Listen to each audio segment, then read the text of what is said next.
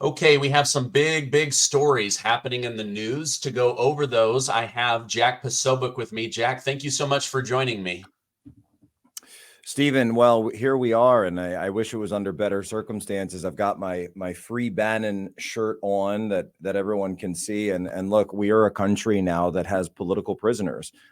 Peter Navarro was already in prison. He's actually scheduled to be released in a couple of weeks here. He's done his 4 months. Stephen K. Bannon has just been sent to the gulag, and of course, President Trump faces sentencing, although there's a little bit of change on that, which I'm sure we'll get into. And so when we talk about being a country that is sliding into communism, I would argue that the communists are now in control of every single institution in America, save for a few seats on the Supreme Court. And that is why they're targeting it so ferally and viciously as they are. Yeah, we're going to definitely jump into that. So as you mentioned, Peter Navarro has been jailed for something very, I don't know, weak in my opinion. Steve Bannon, weak sentencing, in my opinion. But Merrick Garland, who has preached that no one is above the law, refuses to comply. I'm having a hard time wrapping my head around this Merrick Garland thing. He's the head of the Department of Justice, and he's refusing to comply with congressional released subpoenas to give the tapes of President Joe Biden in his stolen documents case from when he was vice president, when he was a senator. Why don't they want to hand these over? Is it because he looks worse than he did on the debate stage? And why aren't Republicans doing anything to actually arrest this man? So it's very clear, and we get into this in the book as well, by the way, that conservatives and Republicans have a choice right now. That whatever is on these tapes is terrifying to them. Although I've actually been told that this tape isn't actually being held up by Steve Bannon, or it's not being, held up by Merrick Garland.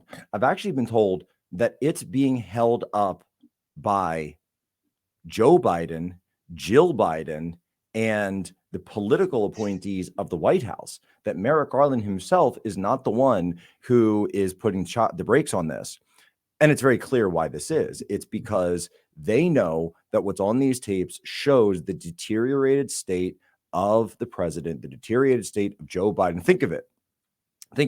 He didn't prep for these her tapes the way he prepped 9 days for this debate. So this is him in the raw. This is him as he is on a day-to-day basis, with people going to Axios and saying that he really is only useful from around 10 a.m. to 4 p.m. because he's sundowning. And this is something that we talked about on my show. We talked about War Room for years, that he has this sundowning process. It's why he doesn't schedule late events. He's been trying, by the way, desperately, I think, to change the narrative on that. That's why he holds this, 5-minute little teleprompter speech yesterday and then walks off with no questions. He's at the point where he's having fundraisers on a teleprompter, and he doesn't even talk to people at the fundraisers. They roll him out. He reads off the teleprompter. He runs away. And it's very clear what's going on, that you're looking at an all-out open civil war now on the Democrat side. They know that they've got a lot of problems because they've already had their primary. So let's go with what you just said.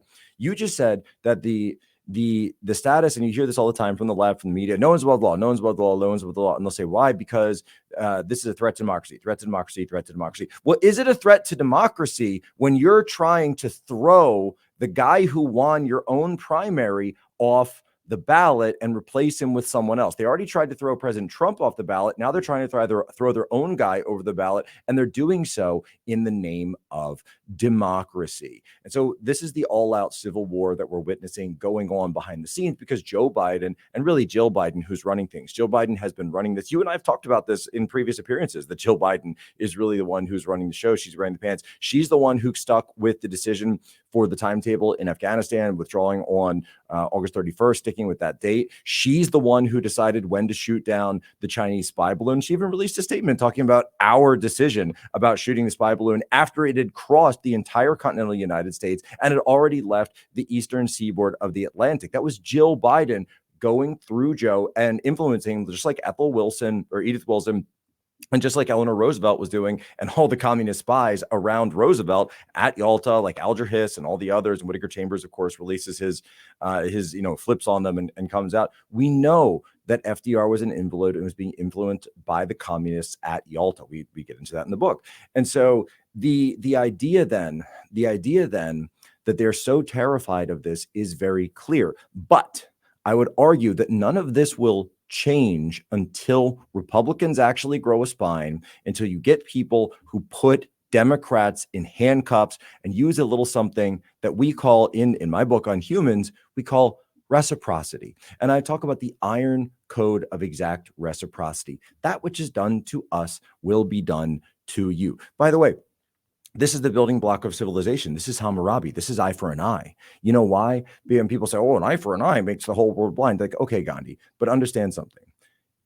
What is the opposite to civilization? What is the alternative to civilization? The alternative to civilization is tribal warfare. It's all on kinetic warfare. It's my tribe kills your tribe, and we take your land and take your stuff. So that's the alternative to civilization. Because if we go down that road of saying we're not going to have civilization anymore, then we're not going to get, or a government anymore. We're not going to get this like libertarian Ayn Randian paradise and Gulch, and we're all going to go off and live in freedom and the free market is going to come in. No, you are going to get the jackbooted thugs marching into Galt's Gulch, and John Galt and Hank Reardon and Dagny Taggart are going to end up in the bottom of a ditch and a mass grave as the communist thugs swarm over, because that's what always happens throughout actual history, not like this fantasy land that they came up with. That's what happened in Spain. That's what happened in Russia. That's what happened in China. That's what happened during the French Revolution. That's what happened in Haiti with the complete genocide down there. And so what we see is that none of these things stop on their own.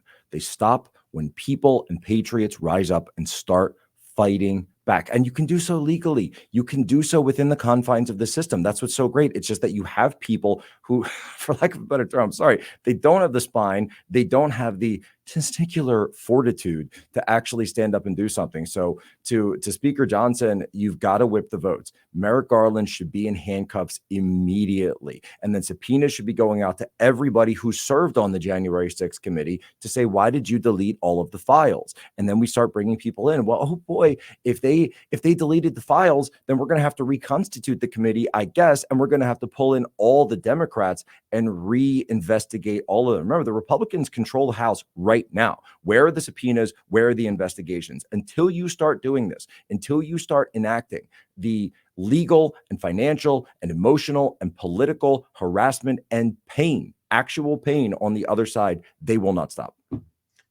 Yeah, I just yesterday, like I was telling my wife the situation and she started laughing and I was like, why are you laughing? She said, oh, I thought you were doing a comedy bit.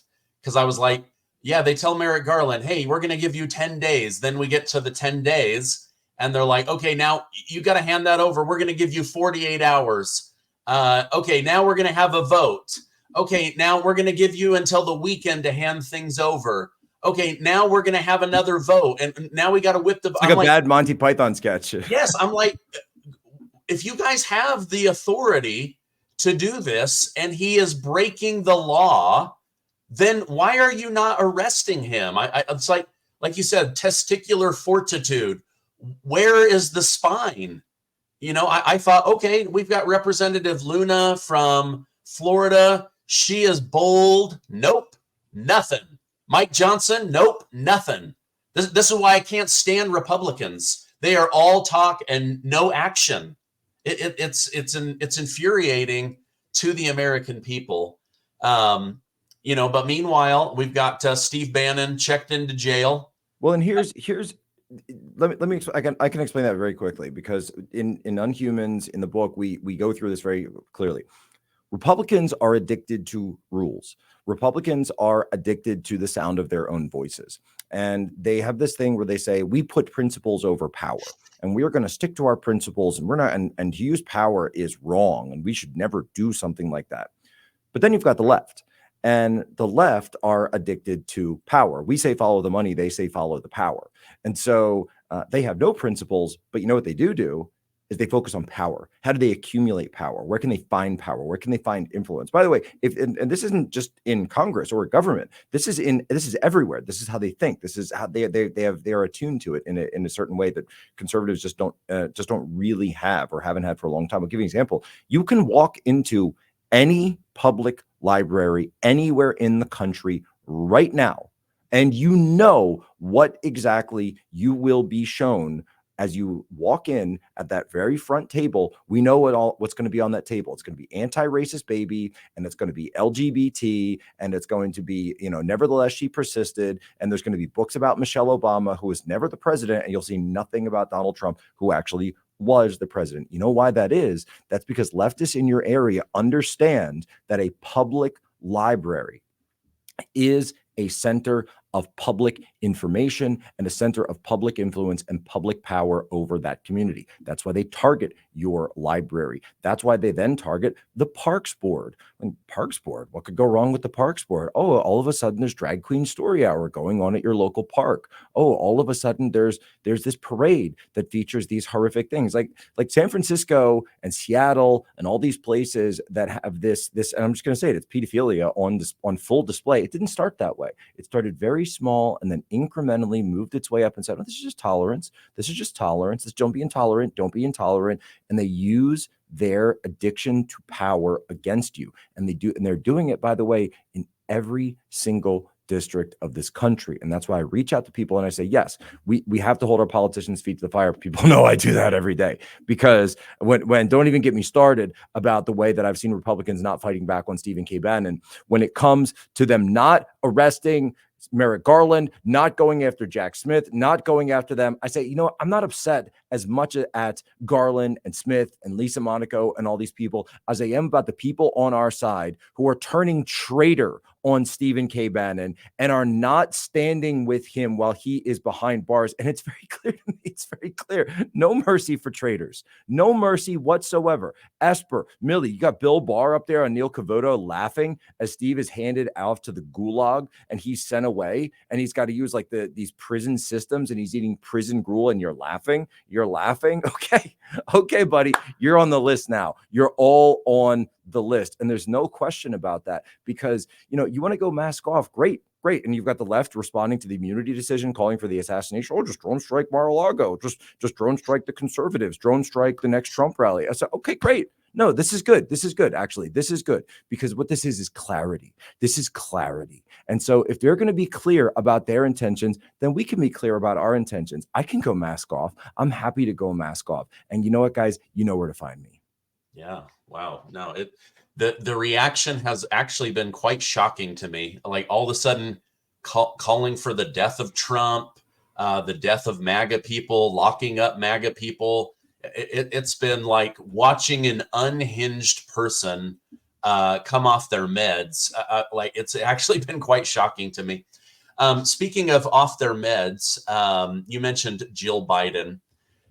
She is being crapped on left and right in the media. The Daily Mail has written multiple hit pieces saying that she is the reason that Joe is staying in office. She is the reason that they are clutching to power. Now you have Valerie Biden, Joe Biden's sister, saying Jill is committing elder abuse. Somebody needs to step in and be the adult in the room and save my brother. He does not have the mental acuity to run the presidency. He does not have the mental strength to run the country. What are your thoughts on Jill? What are your thoughts on Valerie Biden's comments? Look, so Jill Biden's been in charge for a long time, and over at my show, Human Events Daily, we've been reporting this in real time. So as the Afghanistan withdrawal and debacle was going on, we were the first ones 3 years ago. It'll be 3 years next month that we were talking about the fact that it was Jill Biden who convinced him to stick to this, that it was Jill Biden who was in complete disagreement, by the way, with people like Kamala Harris and others that were saying we should delay this because we don't think we're ready yet. It doesn't feel like we're ready, et cetera, et cetera. And so the idea that that Joe Biden is the one who's really in charge, it's not, because access to him has been severely restricted and limited by Jill Biden, even to the point now where So the residence staff. So everyone knows the White House is the West Wing, the East Wing is the First Lady, and then the residence is that executive mansion in the middle. That was the original grounds of the White House. So the residence is where you live upstairs. And so when Joe Biden goes to the residence side, and this is totally, and the resident staff, they're apolitical. They work there. Whatever the president needs, you serve the needs of the first family. Well, they're not used to having restrictions on their access because they're supposed to, coffee, Mr. President. Do you need, what kind of food would you like? What would you like prepared? Here's the menu today, that type of thing, that they're used to having this direct access. Jill won't even allow the residence staff to have that access. And she's replaced that access with political aides. But the Obamas were never like this. The Trumps were never like this. President Trump was famous, by the way, for holding a lot of business in the executive apartments upstairs at the mansion there, because he assumed, and probably rightly so, that his calls in the White House were being taped and recorded. And so he figured that he could get around the trap that the deep state laid for Nixon by not holding the calls in the Oval Office. This is one of the things they hated Trump about, and this is why they go after him for the Zelensky call, which was made, of course, as an official call, was made on the skiff phone, that the TSSCI phone that is on the Resolute desk, the second phone that's there. And so the idea then that she's tightly controlling this, and they've been doing it for years. Access to him is severely restricted only to a small inner circle. So Biden's own aides and staffers, even the resident staff of the White House, had no idea that he had gone this bad, because she only allows them to see him for a little bit of time every day. And she makes sure it's within that 10 a.m. to 4 p.m. window. Again, and why is it? People say, why are you doing this? Because this is Jersey Jill. Jersey Jill, who's someone that I remember when these guys were, when he was, look, I'm from the Philadelphia area. I used to see them all the time in Philadelphia. They would always have this joke. He's the third senator from Pennsylvania. He's Scranton Joe. And she'd be out there at all the galas at the University of Pennsylvania with Amy Gutman, and who was the president of UPenn at the time. And I was there too, working at UPenn.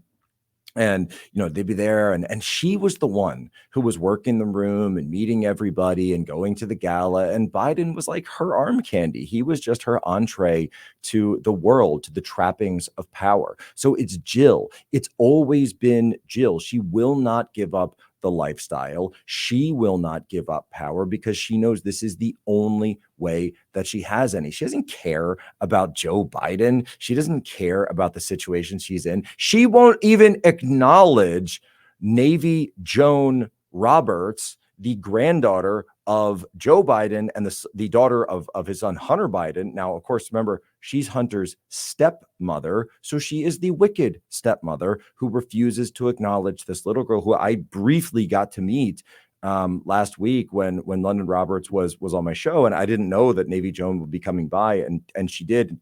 Just a wonderful, great kid. And she was asking, because we do the interview in Washington, D.C., and I was at the studios that we have that are down kind of towards the White House. And she was asking her mother, she was saying, Mommy, are we going to go see Grandpa today? Are we going to go see Grandpa?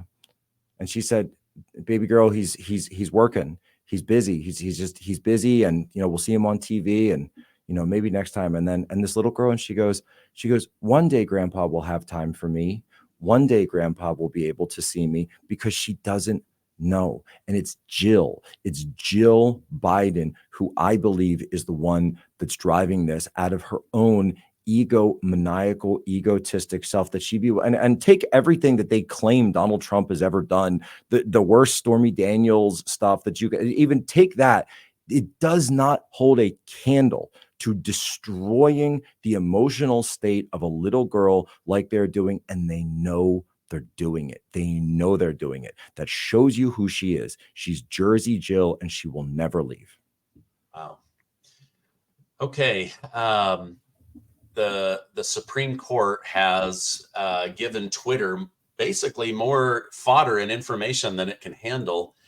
People are going absolutely crazy over this limited immunity stuff, saying that it's all for Trump, even though it references all presidents' parties. So the Supreme Court rules that Trump and other presidents, including Obama, Clinton, Bush, Carter, have legal protection when acting in their official duties as president, and presumed legal protection in other areas. Again, Twitter has gone bananas. They are calling for Trump to be X'd, certain justices to be X'd, pack the courts, use executive authority on your political enemies, use the military to remove court justices, assign new ones. I mean, things are melting down faster than the glaciers are supposedly melting. Yes. What are your thoughts on this? Good catch, by the way. Good catch. Look, it's what I was saying before. The left, they're addicted to power.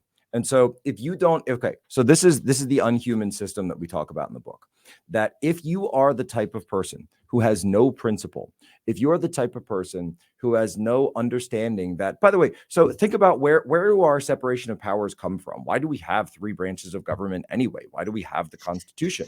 Well, it goes all the way back to the monarchs. It goes back to ancient Rome, and ancient Rome during times of crisis would have the Senate, but then once in a while, famously with Cincinnatus twice, they bring someone from the military or someone who is known as a statesman, and they give them total power to deal with the crisis, and then power was given back to the Senate. So it was this idea of power sharing in times of crisis. So that's the concept. And then the concept of the king, of course, people know, here we are. It's Independence Day this week. That it was throwing off a monarchy, but also there was an understanding by the founders. So the judges, people understand we need a system of judges. You need courts to mitigate disputes, adjudicate disputes. Then you need the legislature to be the representative of the people. But then you also, they said, you know what? And Alexander Hamilton argued famously so in the Federalist Papers that we should have a king, that America should have a king, make it an elected king or something like that. And they said, no, that's too far because we're going against the crown. I said, okay, but what about in times of crisis? What about when there are times where you must act swiftly? You don't have time for a committee decision and parliamentary decision. They talk about 1776 like they couldn't possibly deal with a modern world. I mean, these guys were so well read and so understood the classic world and so understood the Middle Ages, and they spoke Greek and Latin and French. They knew all of this stuff. They knew every form of government that had come before, and so they came to a compromise. They said there are things that we like about an executive, but we don't want them to be an unbridled king. And they came up with something that's called, I think everyone is like 101 civics, checks and balances. Checks and balances in the Constitution. And so what the Supreme Court is doing here is delineating what some of those checks and balances are. And so we already know that this decision has no bearing whatsoever on the impeachment of a president. An impeachment and that entire process for high crimes and misdemeanors is and always will be part of the Constitution. I don't think there's any chance of that getting removed from the Constitution. But if you are someone who doesn't care about our history, who has no principles, and to them, the Constitution is just a bunch of words on a piece of paper, which to them, the law is just a bunch of words on a piece of paper, and you look at the law as a way to reward your friends and punish your enemies, then you are operating from the unhuman playbook. And so when you're operating from the unhuman playbook, you view the law just as what I just said. And you look at some of these people who wield it.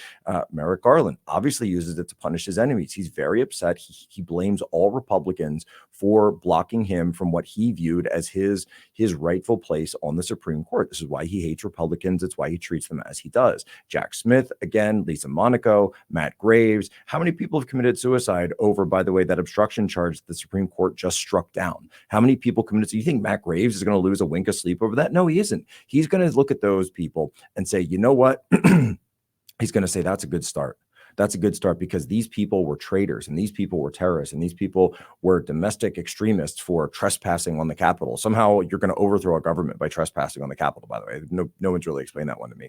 And they view that as a good start. This is why leftists still support communism even after it's killed 100 million people, because they view it as a good start. So if they look at this decision, they say, oh my gosh, and they're telling on themselves. They say, great. So we can drone strike Mar-a-Lago. We can drone strike county fairs if there's too many Republicans there. We can drone strike the Hawk Tuah girl. We can drone strike a Trump rally.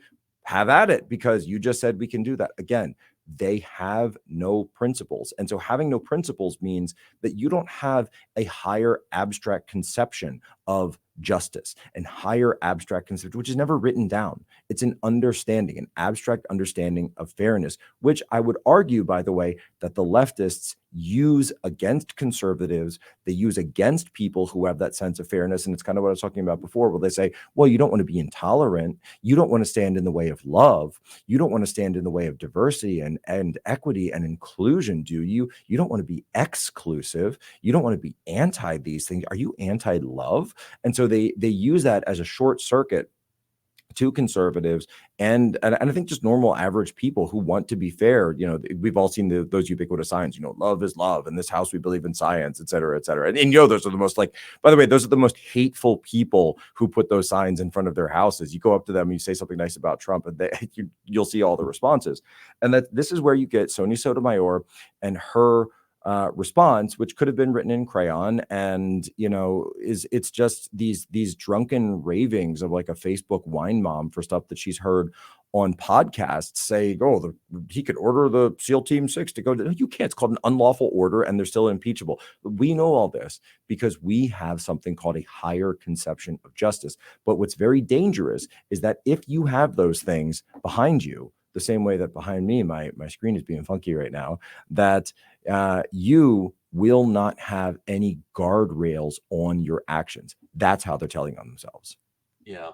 I was shocked to see Sotomayor in her dissent say the example, oh, well, why don't we just unleash SEAL Team 6? Like the person that took out Osama bin Laden, that same group of people should now take out Donald Trump. I feel like she was trying to compare, comparing telling Trump, on herself, totally telling on herself. Yeah, comparing Trump to Hitler, that's getting kind of old. Let's start comparing him to Osama bin Laden, somebody that people alive today could relate to. It's just disgusting to me. It's very unhuman. Tell me about your book, Unhuman. It's out. It's doing really well. What are we going to learn by reading your new book? So what we get from learning on humans is it's very simple. This is not a philosophy book. It's not an ideology book. People get it. Communism bad, right? We don't like communism. Cool. Awesome. But what you might not get is that in something that we did, and we were doing a podcast series on my show, and we were looking into, and some days when we had holidays or it was like the Christmas break and New Year's, we would go into the history of communist revolutions. And we were doing this because had the first one was called the China Files. Then we went in and we did Chronicles of the Revolution. And as we were reading about this, we realized that this was a system, that the same playbook was actually being run again and again in country after country, time after time, place after place, people after people. And you see this in Africa. You see this in East Asia. We saw it in Russia. You see it in Europe with France. You see it in the Caribbean, Latin America, South America. And guess what? Now it's here in North America. It is the same system, the same playbook. So we come to this from a systemized perspective. So each chapter is one country. So it's not one of those like 6,000, page history tomes, but hey, here's the French Revolution. Did you know that in the French Revolution, who did they come after? Well, they came after the religious. They took the Cathedral of Notre Dame and they transformed it into, I kid you not, the cult of reason and the temple of science. Oh, the worship of science. Scientism. Oh, that doesn't sound familiar to me. It doesn't sound like anything that I've seen recently. They said we don't like the calendar as well because the calendar was designed by the church. So we're going to get rid of the calendar. I mean, we're going to come up with new days and in fact, even new holidays and replace all of those holidays with our new holidays, the holidays of the new revolutionary regime. Again, this is, certainly doesn't sound like anything that we're seeing today. And then they say that anyone who doesn't go along with this, any religious leaders or any nuns, for example, who don't go along, you're going to be arrested and in many cases in the French Revolution executed, of course, famously with the guillotine, Robespierre and the Reign of Terror. Again, None of this is stopped until it is stopped. And that's just one example. They do the same thing in Spain. They do the same exact thing in Russia, where they're looting they loot the gold of the Russian treasury. By the way, the Russians also loot the gold of the Spanish treasury after they get the communists in power in Spain. And then a guy by the name of Francisco Franco came up and said, no, you're not going to be doing this anymore.